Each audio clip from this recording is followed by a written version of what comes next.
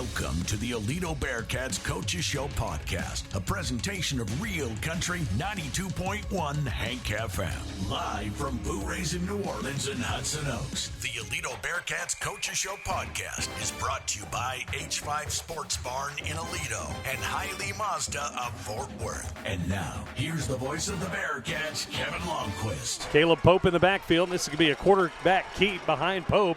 Here goes Haney to the 30, to the 40, midfield. Haney to the 40, 30, 20, 10, 5. Touchdown Bearcats. Hoss Haney from 86 yards out, and the Bearcats lead it 33-21. And we welcome you to the Aledo Coaches Show podcast here at Boo Rays of New Orleans in Hudson Oaks. I'm Kevin Lonnquist. Want to remind you that Boo Rays of New Orleans has locations also in Crowley and Lake Worth. We also want to recognize our presenting sponsors, H5 Sports Barn in Aledo, along with Hiley Mazda of Fort Worth. We're back from being off last week because both basketball teams played last Monday. That bumper clip you heard, of course, was the voice of the Bearcats, Jeff Williams, whom we lost last week. Unfortunately, I'll be sharing some thoughts about what I would call the OG of Aledo Radio at the end of today's podcast here. Jeff, a special person in my life, and I'll share some of those thoughts with you later on. We will have the arrangements for Jeff have been already made known late this afternoon. There will be a visitation for him on Thursday, and then the service for remembering his life will be on Friday. But now we have to talk about some things that are really positive and excitement here. And since it is President's Day and we are coming through President's Weekend, and if both your boys and girls basketball teams are still wearing the uniform, you're having a fantastic season. Let's start with the Lady Cats. They're 23-11, and they're into the 5A Division I Region I semifinals. They play number 4 Amarillo Tascosa at 4:30 on Tuesday afternoon. Note the new time to beat the expected winter weather that's going to hit Texas, especially around the Red River area. That'll be Tuesday afternoon again over at Vernon High School. Tascosa is 32-4. Aledo got here with a win of 53-37 over Birdville in the opening round last Monday, then beat Mansfield Timberview 46-24 in the area round on Thursday. That was over at North Crowley. They are making their first trip to the regional tournament since 2016. Quite the moment for Donny Ott's program. Give it up for this girls' program here. So now all they have to do is play for a trip to the state quarterfinals. If they win, they're going to face either Amarillo or Denton Ryan. That game is actually being played on Monday evening. Now let's talk about the boys team. They are 27-6. They open up the playoffs on Tuesday against Denton High. That's a 7 o'clock tip-off at Keller Central High School. Denton is 18-14. A win, and it's on to the area round to face either Arlington Heights or Burleson Centennial. So let's give it up for the boys program and their successful season. First segment, we're going to be joined by the aforementioned coaches, Donny Ott for the girls and Brian Blackburn for the boys. In our second segment for the boys, we're going to be talking to the scoring machine, Joaquin Pacheco. And then for the girls, that'll be senior slash, if you want to call it that, the guard and forward. That's Ella Isbell, again, from the girls team. All right, coaches, thanks for joining us, and congratulations on these wonderful seasons that you all have put together. You know, we've enjoyed this journey with you through January, but let's start with you, Donny, just talking about the wins. I think the Birdville win was probably expected. You guys came into that game as the favorite, and you handled them. But the defensive performance in the area round against Timberview, a team that you beat earlier in the season 43-41, I'm going to ask you plainly, what got into your team? Man, I'll tell you, they were just completely locked in from the defensive standpoint and the game plan that we talked about all week. Their film study going into that game was incredible, just their focus. We had joked about it before the game when they were warming up. We were saying, man, they're really loose, man. We hope this goes well. And they came on a 10-0 run to start the game. And just the senior leadership has been incredible. They really have. They've been leading by example and pushing our younger kids to kind of keep motivated through this long season. And so it was a great team effort for sure. 1 point you allowed in the third quarter. That's incredible. It was something. You know, we started off the first quarter. We only gave up 3, and we felt really good going into the half. And we just talked about a few adjustments at halftime that we wanted to come out and do. And like I said, the girls just really they were just so locked in, and they were focused on just executing the little details. And to only give up 1 point in the third quarter in an area championship game was a really good feeling. I'm proud of our kids for that, for sure. So let's talk about, because you and I were talking before we went on the air, air here earlier where you're really seeing something special defensively. You all have allowed, I think 35 points or less in your last 6 games. Is it just a matter of being locked in, communication, or is it something more? I think progressively since our volleyball kids came out, and we've kind of implemented them, and now they really understand all the little details and what we're doing and the adjustments that we make each week. I think that it's just kind of really helping.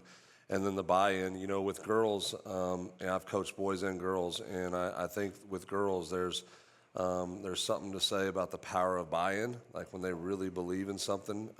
And I just feel like they're all committed to that end. They understand that that's one thing that can travel. Sometimes your shots aren't going to fall. Sometimes you play in gyms that you may not shoot well in, or, they got portable backboards and stuff like that. And so the one thing that we understand, that defense can travel every game, everywhere. And so we've really kind of pressed upon that the second half of district and through the playoffs so far. And we've had one team scored 36 points on us, and that's the highest that we've allowed in the last 6 games. So it's been really fun to watch. All right, Brian, let's turn it over to you. You all have had a week since the finale. Last week, the regular season finale, which was, a tough 57-52 loss to NCTA, that charter school out of Granbury, I believe. But still, that's a really good team, too, because you all faced them earlier in the year in the Weatherford tournament, I believe, beat them by basically the same amount. But this was a good challenge for your kids, too. But what have the practices been like leading up to Tuesday's playoff game for you guys?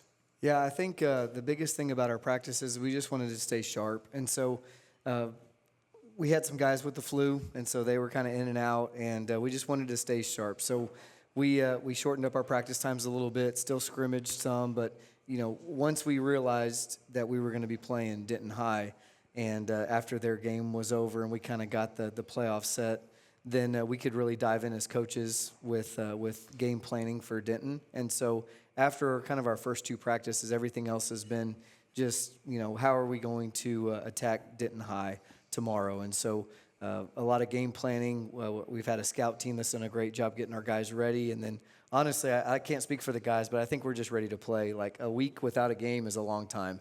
And Pent so, up. And yeah, so we're ready to play again and kind of get back onto our Tuesday, Friday routine and give it our best shot tomorrow night.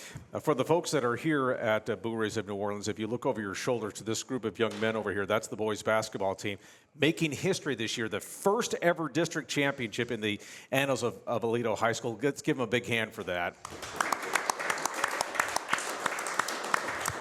You claimed the share with the big win over Azle in the second to the last game of the year, won by 20-some-odd points. But then to win the outright championship on the road at Brewer, 50-47, that was on February 7th. Can you just take us through the game itself and then the emotions when you guys finished it off? Yeah, well, for us, I thought our guys played a great game defensively in the first half. And then in the third quarter, we stretched the lead to 13 points.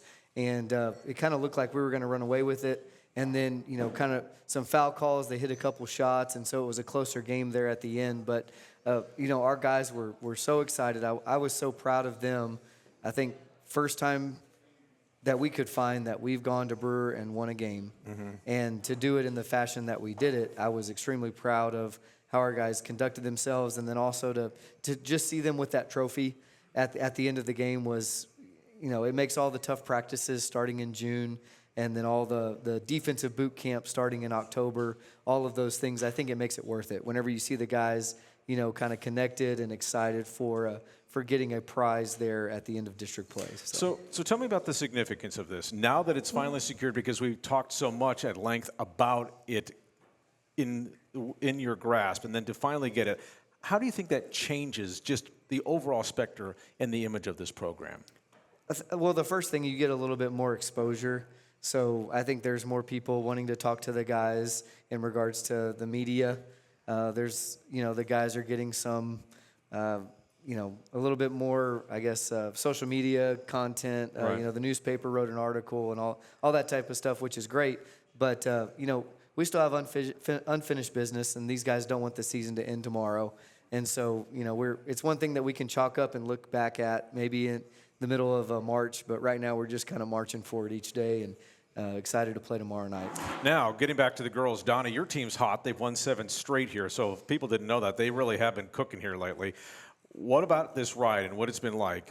And it's kind of like, similar to Brian, the fact that we talked about the historic nature of getting to the regional semifinals for the first time in 9 seasons. What does that mean for just the overall specter of this program? It's been a lot of fun. I think for me, I don't know, 26 years now of coaching, I really believe that this is one of my top 3 favorite all-time teams to be around. I just really just love being around them every day. I just keep, in the back of my mind praying that it doesn't end just because I love being around them. And you can see that they love being around each other.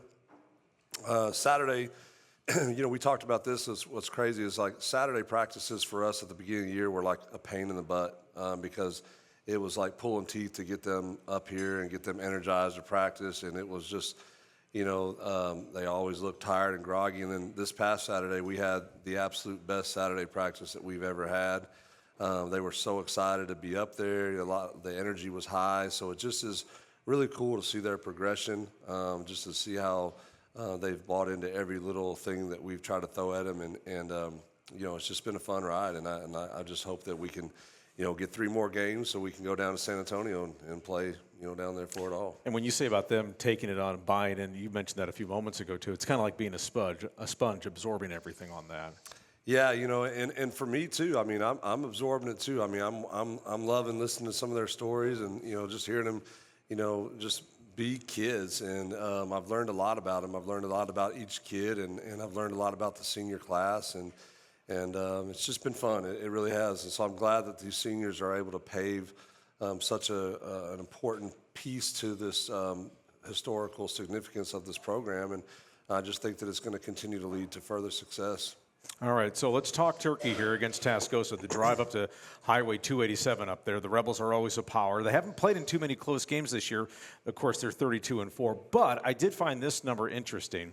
They are just 2-2 in games decided by single digits. So just for those who are listening, who might be listening to the podcast on their way up to the Red River on Tuesday, or just listening overall, what's the scouting report on them, and who are the main players that you're going to have to be worried about and what you have to contend with this team?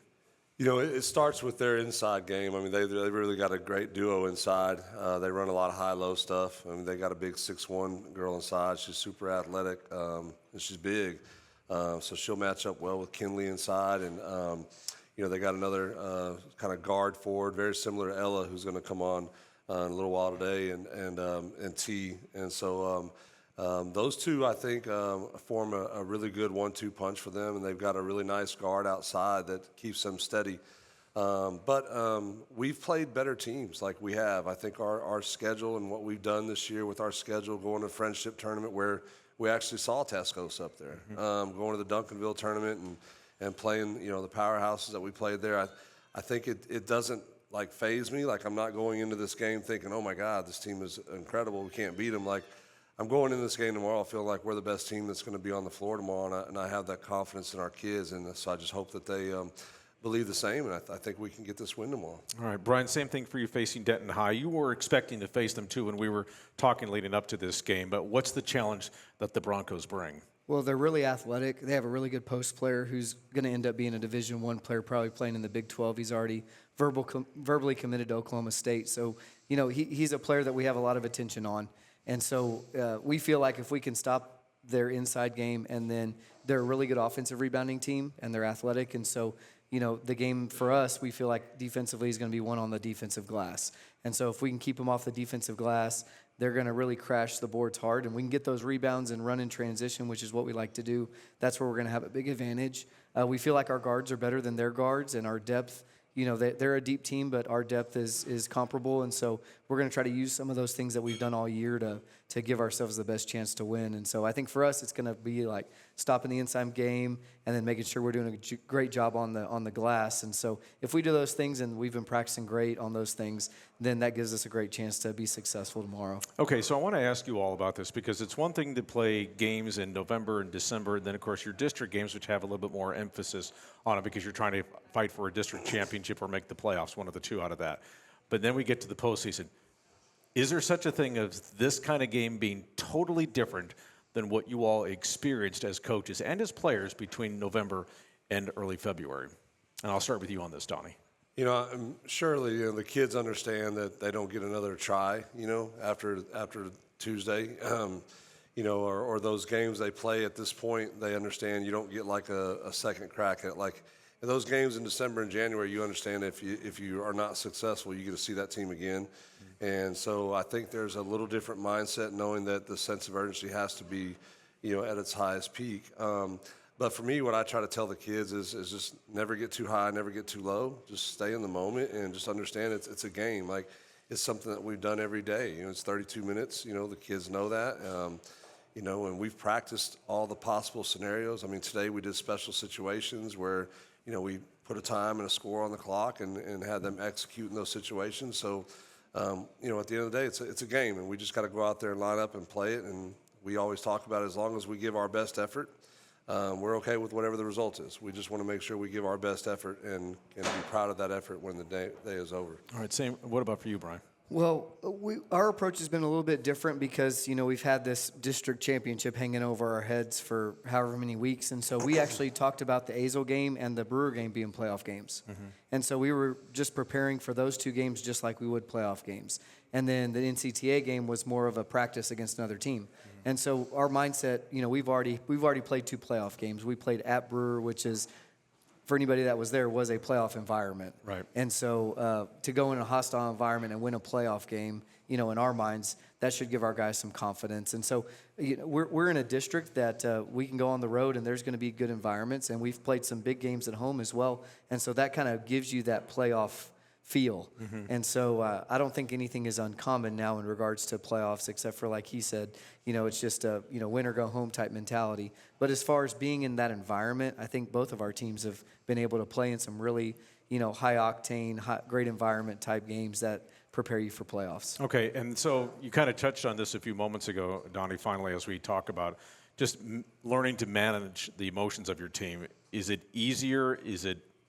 Or is it not easier? Is it or just constant reminders of this? Or do you have to say, it's kind of like for coaches, do I have to go full throttle, or do I need to kind of let the foot off the pedal here in terms of how I manage what I read from my team? I've been enjoying listening to their output more now. Really like it's just like today in our special situation stuff. I had them tell me what they think they should do instead of me being directive and coaching them. And so I'm just trying to see at this point if they know exactly what we're thinking and what we need. We ask them all the time about personnel. We make them tell us about the personnel. What do you think about number 2 on their team? What do you think about number 3 on their team? And so I think a lot of it for me right now is just getting feedback from them and just not getting too amped up about a situation, and just making sure that I'm staying even keel and staying within the moment with them. Okay, and then for you, Brian? Well, first of all, if you saw Coach Ott's that Twitter post that they did about Coach Ott with him, with all of his highlights from last game, where it said, "Some Happy Valentine's Day.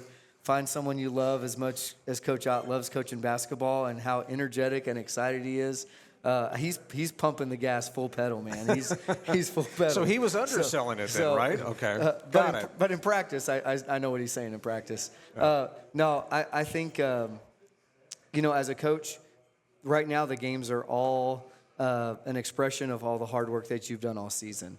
And so, we can all be excited, we can be connected, and now it's just our job just to make sure that we're able to play to the best of our ability. And so we just want to bring, our best. And then, every team in the playoffs is good. And so we're just going to have to go out there and play our best. The girls right now are definitely playing their best. Defensively, they're so locked in. Offensively, they have girls hitting shots. They're playing with confidence.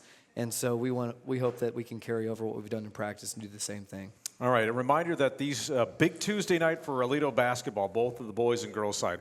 Ladies will be in Vernon on Tuesday afternoon, 4:30 start against Amarillo-Tascosa. 5A Division I Region I semifinal game. And then the boys get their playoff run started, which we hope will be a long run. They will face Denton High in the 5A Region 1, Division 1 opening round against Denton High. That'll be a 7 o'clock tip-off at Keller Central High School. Gentlemen, thank you all very much. Good luck to you. We'll be looking forward to seeing how this whole week turns out. Nothing but the best to you both. Thanks, Kevin. Thank you. Appreciate it. Thank you so much. All right, second segment is around the corner. We'll be joined by Isbell from the girls as well as Joaquin Pacheco from the boys. But first, we want to remind you that this podcast is brought to you by H5 Sports Barn. H5 Sports Barn and Nye Physio and Performance can help unlock your athletic potential and elevate your game like the Aledo Bearcats. With expert sports physical therapy, tailored recovery plans, and top-notch sports performance training, H5 Sports Barn, proud supporters of the Aledo Bearcats. And Hiley Mazda, head to Hiley Mazda of Fort Worth today. Their new state-of-the-art facility is conveniently located just off of I-30. Exit Las Vegas Trail and experience top-notch service and hassle-free buying. Don't forget to ask about this month's special offers. Hiley Mazda of Fort Worth, family-owned and operated for over 30 years. Second segment of the podcast coming up. Well, you're listening to the Aledo Coaches Show podcast. Back after this timeout. Here we go. 4th down and 3. Snap. Regal. Option toss. Caught. Tackled at the 26-yard line. He lost a yard, and the Bearcats take over with 1:17.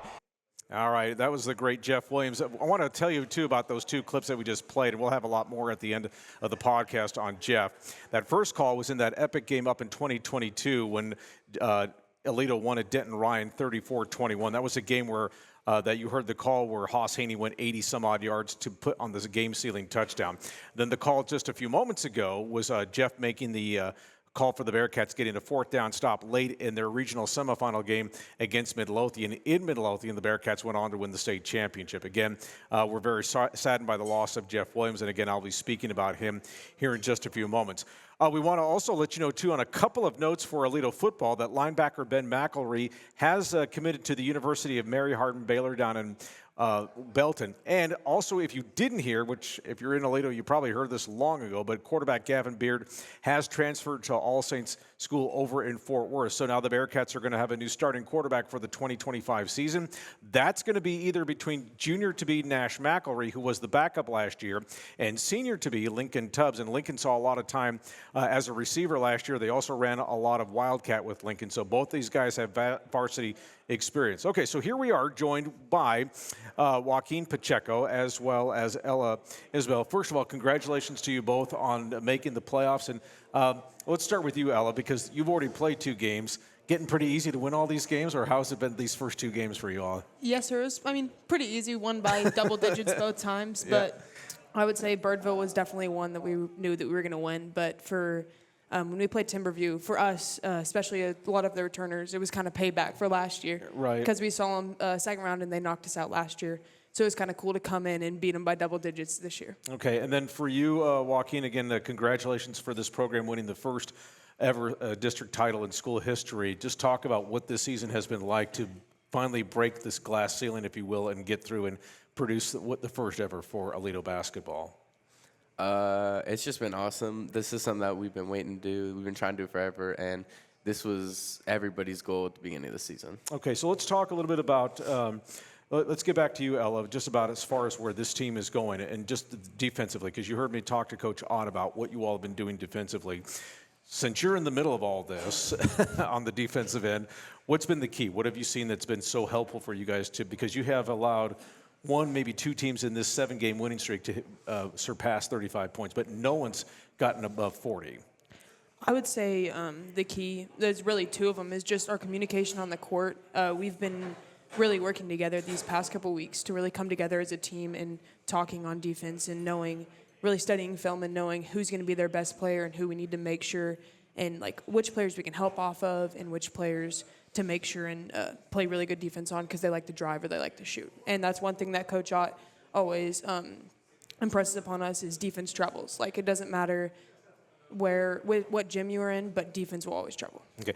And he said something, too, about the fact that he comes to you pretty much like in those special situations part of the practice is what do you see? He wants you to tell him. And that is coaching because if you've done your work and you've done your film work and you've studied the reports and you've worked on that, you can actually answer that for yourself. What's that been like when he kind of challenges you that way? Not you individually, but just the entire team. Yes, sir. I feel like it's been great to it also from a player standpoint, it makes us feel like he respects us and respects our opinion, and it helps us to kind of just know what it helps us get what he is like in his brain. It helps us also to like express what we feel, and then we kind of like meet in the middle, or like what we say is exactly what he was going to say anyways. Okay, you say it before he says, you think it before, you say it before he says it, that sort of thing.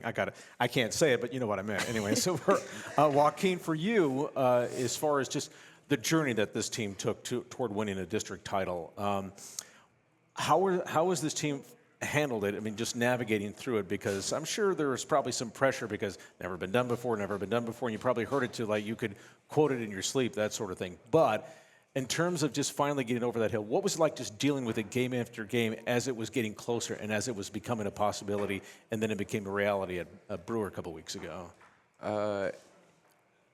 I mean, it was just each and every game we felt that we had more and more confidence that we were going to win it. And then the game versus Saginaw that we lost was just a wake-up call, and then we came back, got the job done, and we didn't care what happened. We weren't losing to Brewers, so whatever happened. So we just came out there and did our thing. Yeah, Towns Van Eisen has made it pretty clear about what he thinks of Brewer right now. But anyway, but seriously, but for you guys though, I mean, let's talk about the Saginaw game, because actually when Towns was on with us, he talked about that, and so that was like, because you guys were undefeated at the time, we're kind of taking care of a lot of business. And the fact that you guys wound up losing that game, maybe that was what you all needed. Not that you learn the most when you go through that kind of adversity. So what did you guys take out of that loss against Saginaw? Well, we learned that you can never be too confident, because in basketball, I mean, really anything can happen. Like, anybody can hit shots. Like, the people that were hitting those shots, respectfully, they've never hit that many shots, like, in their lives. Right. So, like, anything can happen. So we got to be ready for any team, and we got to treat every team like they can go out there and beat us. Okay, so let's turn our attention here to the playoffs. Big Tuesday for Aledo basketball. We'll start with Ella here, just talking about taking on Tascosa tomorrow. Football team beat Tascosa, so you guys have to hold up your end too. So just keep that in mind, by the way. But in all seriousness, they're a great challenge. They're number 4 in the state in Class 5A, won 32 games. When you look at them, what's going to be important for you guys? You know, because we talk about you got to get off to a great start, all that sort of thing. And everyone will, when we get to the playoffs, I think everything kind of gets over-magnetized, or over-magnified, I should say. But what do you think you guys have to do in terms of just making sure that you give yourselves a chance to win this tomorrow? Yeah, I definitely think that our biggest key is going to be our defense. It's been, like you've said, these past couple of games, we've really locked in on our defense, and that's what's helped us win so many games, because these teams aren't scoring as many points as they're used to, or we're locking down their best players, and they aren't able to get to the rim, so they're having to rely on their other players. And I definitely think our defense is going to be key. And our offense will not travel, but our offense will keep doing what it's doing. Mm-hmm. We have, kind of Coach Ott tells us this a lot, is we're a very well-rounded team. Like on any given night, we could have multiple players in double digits, and that's what makes us so hard to guard as a team. And I think that's one of the big keys going into the game. Okay, and then Joaquin, for you guys going against Denton High on Tuesday, you had a week off. You practiced quite a bit, but what's been kind of key just getting ready for this playoff game and kind of managing some butterflies too, just getting ready to go out there and play on Tuesday? Just Coach, he's been setting up the practices really well, and just like we have our JV come up, do what Denton does. We practice against them. We run some stuff. We work on what we need to work on individually. It's just the really well-established practices that we have been helping with that a lot, and just everybody's just been excited. The second we were done with winning that district championship, we were so ready for playoffs. So we're ready for it to be here. Okay, and then let's talk about each player here, your roles on this, because Joaquin, you've had an amazing season this year. You're averaging over 20 points a game. You're shooting nearly 74% at the line. What's been the key for you just to have this kind of season? A lot of it's my teammates. They've just been a big help, all the things that they've allowed me to create, and to a lot of shots that they've allowed me to get from it. And we've just been going out there, moving the ball, doing our thing, and just getting better every game, and that's definitely helped with a lot of my success. Okay, is it morally, is it kind of like you feel like yourself that you've pretty much got it at all levels where you can drive it, you can hit the mid-range, and then you can step out, hit a three if they ask you? How would you describe your game? I'd say it's mostly I'll score whenever I need to score. Like it doesn't, like I'd like to be inside. I can mid-range and finishing is definitely my best, but if I need to, I can step out and hit a three. Okay, and then as you've seen teams, obviously you're like the number one name that comes up on opposing scouting reports. How many double teams have you seen? Have you seen any box and one run against you? What all kind of defenses have you seen to this point? Yeah, I've seen a lot, but we prepare for them. It's like mostly it's the ball screens. It's the like trap high on the ball screens and like make sure that I can't like move the ball and all that. And it's whenever I drive, like everybody collapses on me. It's mostly like stuff like that. Okay, and then for Ella, like I called you the slash player because you're kind of a guard forward because you're going to handle the ball, but Coach Ott's going to ask you a lot to pound the glass as well. So in terms of just going back and forth, what's that been like for you, just handling both responsibilities and just the way you've kind of fit in during the course of the year? Yeah, I think it's this year especially, it's been kind of a switch for me because traditionally in the past I've played more of a forward and a like four. But this year Coach Ott asked me to step out into the guard position, and that's been something that was a little bit of a challenge for me at the beginning of the season. But I think I've definitely grown into more of a guard, which has definitely helped our team because with Tiara coming in, she's been an amazing player into our program, and I think having me step out and having her step in has been a really big help for our team this year. And what did he say to you? Obviously, Tiara's emergence or arrival rather has been important, but just what did he say to you about your skill set and said, you know what, rather than keep you on the block, I think you can really help us here if we can kind of have you go back and forth between the posts, but we can also have you in the backcourt as well. What did he tell you about that? Yeah, I think if I remember correctly, what he told me was that I have the skill set to do either, and but this year it's going to be a really big importance to have me on the outside because I can, like kind of like you're saying, I can do both, which makes me harder to guard than some of the other people. Is that what kind of feeling is that, knowing that when you have that kind of I'm not saying that you didn't, but maybe you get to use the versatility that you didn't get to use in previous years. So what has that meant for you just in terms of your just overall development as a player this year? It's definitely boosted my confidence knowing that he sees in me what I guess sometimes I didn't see myself, that I can step out past the three-point line and handle the ball outside has been a really big help for my confidence this year. Obviously, it's easy to have great locker room chemistry, culture, that sort of thing when you guys are winning, but even when you all were going through maybe some difficult spells, maybe it was the loss at Saginaw, Joaquin, maybe it was the time you all lost both games to Brewer, Ella, just the way that you guys, it's kind of like you find out what your chemistry is all about when you guys have setbacks rather than when you win. What'd you guys learn about yourselves when you were coming off those setbacks? I'll start with you, Joaquin. You can point to the Saginaw game or you can point to somewhere else during the course of the season. I think a lot of that, the Saginaw game was just, it just hit us that really anything can happen. So, and we thought we were going to go in there. We beat them by 20 points probably last time. We thought we were going to go in there, just destroy them, do whatever. And then they came in there with a bunch of energy, and we were playing lazy and all that. And it just taught us, Coach made it clear that we're going to prepare for every single team like it's a playoff team, and every single team can hang with us. So we just started doing that, and we just won pretty much every single game after that. Okay, and then for you? I would say, for us as a team, it was a lot about just after our second loss to Brewer, it was a lot about just learning from the little mistakes that we made, and with an emphasis on our defense, that just because we take out their one or two best players, it doesn't mean that we'll call them their role players, aren't going to step in and number 11 did for Brewer. She dropped a lot of points on us, and it's just kind of being prepared, but also being prepared for what we don't know yet.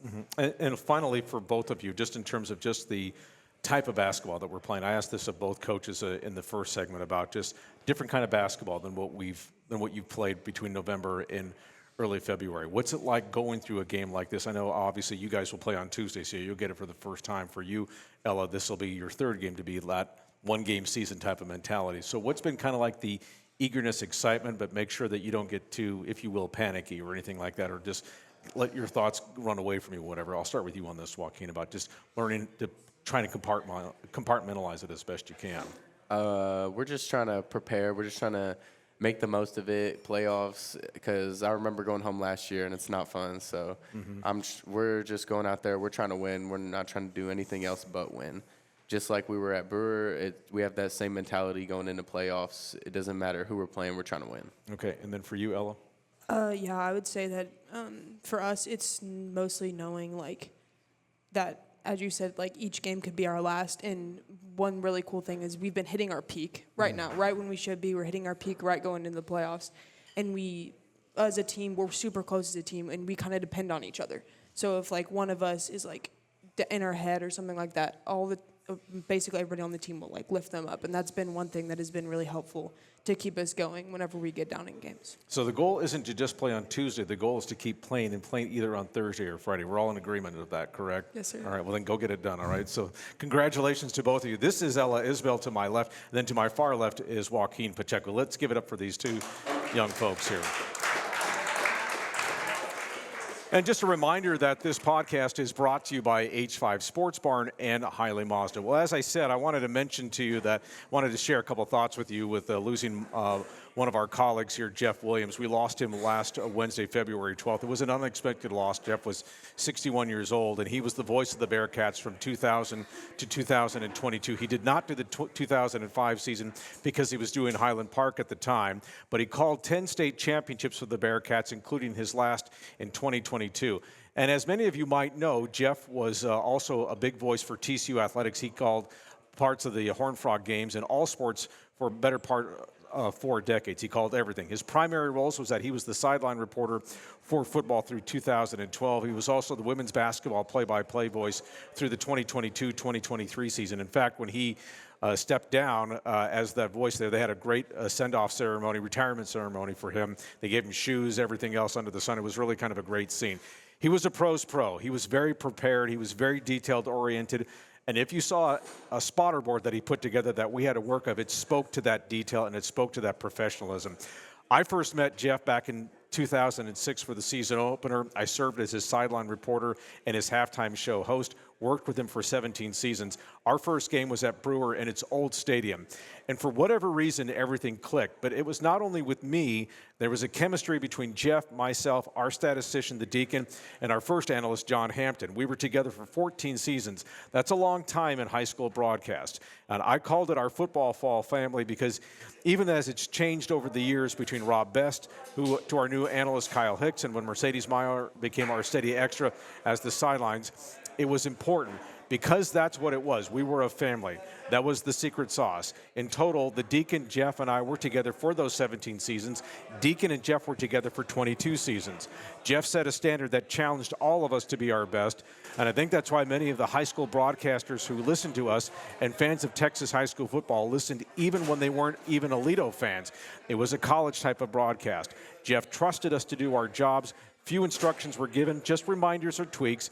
But you could come into the radio booth on the second floor at now Tim Buchanan Stadium on a Friday night with a sense of purpose. We worked in silence because we got our work done. We got set up. Then it was time to get going, and we also had a chance to visit. We'd repeat some of the quick one-liners that we started adding over the years, including thanks for stopping by or just don't worry about that. These were all inside jokes. And in his pregame intro, he would have the magical stories of the Deacon. Those kind of carried the day. These were stories that were far-fetched, never true in a moment. But his best was back in 2022 when he was talking about the Hallmark Channel and the Christmas season movies and the battle between the mothers, between the wives and the husbands. And he sold it jokingly, and we all fell down laughing in the broadcast crew, saying instead of these movies bringing families together, it was tearing them apart. Long inside joke between all of us here, but we all got it, and it was all pretty funny. The game broadcasts were magic because of Jeff, and really there were two broadcasts going on. There was the one that the fans heard.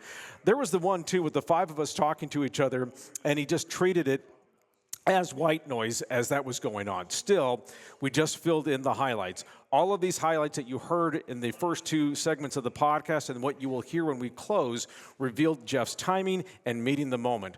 One of those that was never recorded, though, was in 2007 at Floyd Casey Stadium in Waco. Aledo was playing Copper's Cove in the 5A state semifinals, and would-be Heisman Trophy winner Robert Griffith. It was late in the game, late seconds of the fourth quarter, and the crew knew Aledo was going to lose. And the Bearcats did wind up losing 15-9. So at the end of this game, Aledo had the ball around its 6-yard line in the closing seconds. We were pretty dejected. Then Jeff seized the moment with, it's 4th and 19, but don't worry about that. And so, well, our engineer cut our mics because the line changed the frustration into a bit of levity. We needed that because the Bearcats were so close the previous year facing Copper's Cove. Jeff also knew when it was time to step aside. He wanted to spend his Fridays in the fall with his beloved Kathy. His wife, his daughter Abby soon would be married and have a grandbaby that Jeff would cuddle in his arms for the first year plus of that baby's life. Jeff cherished all of that. And in the months after he left the broadcast booth, we were in a text group that was as active even as it was like Jeff was still with us in the broadcast leading up to a game. In fact, I had just texted him the Tuesday before that all of this had happened, telling him that I wouldn't need him to pinch hit for me this fall because Aledo's bye fell on another obligation that I was going to have to take in the middle of October. But when he came to me and told me that he was done after the season party in 2022, I was stunned. But with Hank's FM's blessing, management trusted me to take over the broadcast. I had to learn a lot, and I still do. I watched a pro deliver that time after time, but he told me never to emulate him, just be the best that I could be and to keep working at it. Jeff Williams will forever be known as the voice of the Bearcats. I'm just the one who succeeded him. Jeff's passing marks the time in our lives when influential people come and go and how they make an impact for all of the right reasons. Like everybody who knew Jeff, we're still in shock that this happened. Our hearts are broken, but more so for Kathy and her family. Our grief will never match theirs. Jeff was our friend, but he was their husband and their father. I will miss him terribly. We all will. But Jeff does have his victory. And to borrow one of those one-liners, I can only say, well, Jeff Williams, thanks for stopping by. I'm Kevin Lonnquist. We appreciate you joining us, and we'll talk to you all next week. First down and 10 from the 31. Roll out to the right side. JoJo Earl out of the Wildcat. Cuts back to the left. He's going to take it to the house. Touchdown Bearcats. JoJo Earl out of the shotgun. We're going to see a lot of this year. Took it on a sweep to the right. Planted his foot. Took it the other way. And he scores the first Bearcat touchdown of the year. First and 10. Shotgun snap, sweep to the right side, short side of the field. DeMarco Roberts slapping defenders out of the way to the 40. Cuts across the field. DeMarco to the 30, to the 20. It's a foot race. He's to the 10, to the 5. Touchdown, Bearcats. Again, the handoff. DeMarco reverses direction, went right, cuts left to the 10, 5. Touchdown, Bearcats. Shotgun snap, handoff to Williams at the middle. He's got lots of running room. 40 to midfield. It's a foot race down to the 40. Breaks a tackle. 30 to the 20 to the 10 to the 5. Touchdown, Bearcats. Marco in the backfield going to take the handoff straight up the middle. 30, 25. Spin move to the 20 to the 10 to the 5. Touchdown, Bearcats. Power pistol formation to the right side. One receiver to each side. Braden Fowler Nicolosi, the quarterback.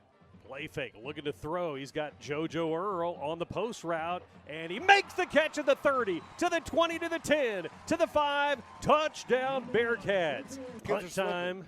Gets it away with a wind at his back. It's going to angle to the left, hits at the 30, takes a nice bounce, fielded.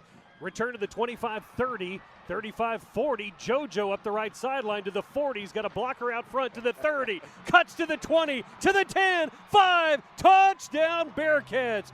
JoJo Earl picks up a late hop on a punt, goes 83 yards, and the Bearcats lead it 27-9. Third down and 2, handoff to Marco. Got the first down, dives over one, spins in midair. He's on his feet to the 10, to the 5. Touchdown, Bearcats. DeMarco Roberts from 30 yards out. How does he do it?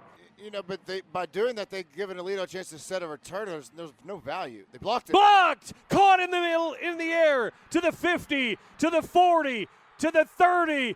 Caden Anderson, 20, weaving, 10, jumps over the defender. Touchdown, Bearcats! 50-yard return. Caden Anderson snatches the block punt out of the air, takes it to the house. And now the Bearcats a point away from tying this one up. They mark it at their own 7-yard line. Shotgun snap. Under some pressure. Hit as he lets it go. That may be a lateral. It's loose in the end zone. Picked up now, still loose. And the Bearcats recover it. He approaches the football. They lead by 3. Bearcats, though, under a minute left in the quarter. Mirador standing at his own 14 is Rust, he's going to take it and run. He's in the 20, 25, 30, 35, cuts the corner 40, and he's got first down yardage, the fastest man on the team.